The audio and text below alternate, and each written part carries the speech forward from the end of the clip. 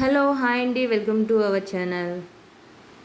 నేను ఈరోజు వచ్చేసి రేషన్ బియ్యంతో దోశలు ఏ విధంగా తయారు చేసుకోవాలో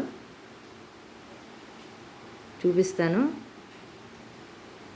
ముందుగా ఒక గ్లాస్ పప్పు తీసుకొని ఒక 2 గ్లాసులు రైస్ తీసుకొని మార్నింగ్ అంతా నానబెట్టుకుంటే ఈవినింగ్ శుభ్రపరచుకొని చక్కగా వాటిలో రాళ్ళు ఇసుక అలాంటివి ఏమన్నా ఉంటే రేషన్ బియ్యం వాడాను కనుక అందులో రాళ్ళు ఇసుక కనుక ఏమన్నా ఉంటే గాలించుకుని చక్కగా మిక్సీ పట్టుకోవాలండి. చూసారా, శుభ్రంగా ఉంచాను. ఇందులో కొంచెం నేను పొట్టు ఉంచేసాను. పొట్టు చాలా టేస్ట్ వస్తుంది దోశకు, ఫైబర్ కంటెంట్ ఎక్కువ. మనకు అసలైంది విషయం తెలియంది ఏంటంటే ఆ పొట్టులోనే మనకి చాలా బెనిఫిట్స్ ఉంటాయి. కాకపోతే మనం దాన్ని పక్కన పడేసి వైట్ రైస్ని పప్పుని యూజ్ చేస్తాము.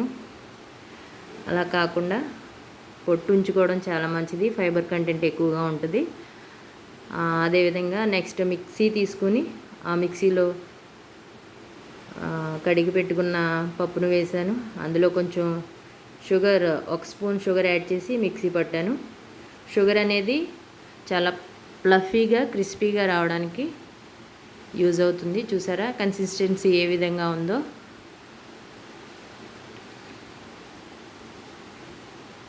అలాగే ఉన్న పప్పు మొత్తం మిక్సీ పట్టేసుకోవాలండి. నేను కొంచెం కొంచెంగా తీసుకున్నాను. మీకు గ్రైండర్ అవైలబుల్గా ఉంటే కనుక దాంట్లో పట్టుకుంటే సరిపోతుంది. మాకు మిక్సీతో చేసుకున్నాను. అందులో కొంచెం పప్పు వేసుకుని వాటర్ కూడా పోసుకోవాలండి. చక్కగా వీలైనంత పలచగా ఆడుకుంటే దోశలు అనేది చాలా ఫ్లఫీగా క్రిస్పీగా వస్తాయి. ఈ విధంగా ట్రై చేయండి.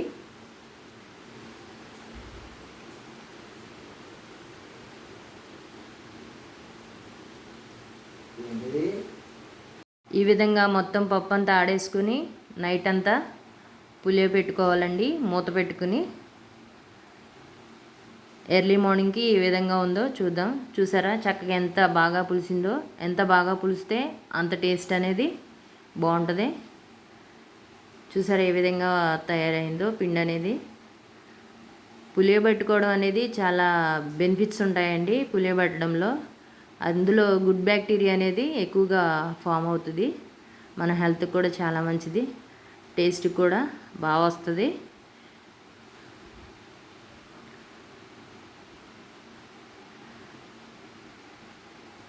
ఆనియన్తో ఆయిల్ అప్లై చేశానండి.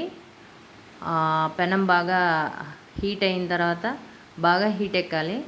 దోశ పిండిని అనేది వేసుకోవాలి. ఈ విధంగా చాలా అంటే చాలా క్రిస్పీగా వస్తాయి. టేస్ట్ అనేది చాలా బాగా కుదిరింది. మీరు కూడా తప్పకుండా ట్రై చేయండి. ఏ విధంగా వచ్చిందో కామెంట్ చేయండి. ఛానల్ని సబ్స్క్రైబ్ చేసుకోండి.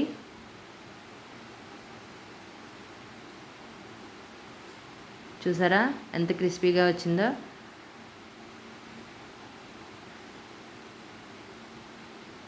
లైక్ చేయండి, షేర్ చేయండి, సబ్స్క్రైబ్ చేసుకోండి. అంతేనండి. ఇలా ఈ విధంగానే హోటల్ స్టైల్లో దోశ మాదిరిగా వచ్చింది కదా, అదేవిధంగా మొత్తం పిండంతా దోశలు వేసుకొని అది ఆ విధంగా ఉండాలండి. పల్లీ చట్నీ తయారు చేశాను. పల్లీ చట్నీ ఎంత పలచగా ఉంటే అంత టేస్టీగా ఉంటుందండి పల్లీల చట్నీ. Thank you for watching. Thank you so much అండి. Please like, share and subscribe. Thank you.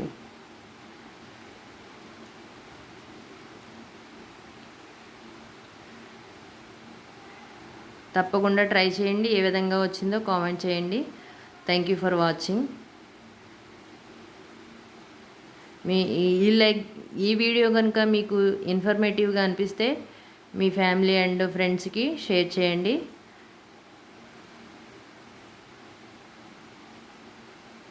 Thank you for watching.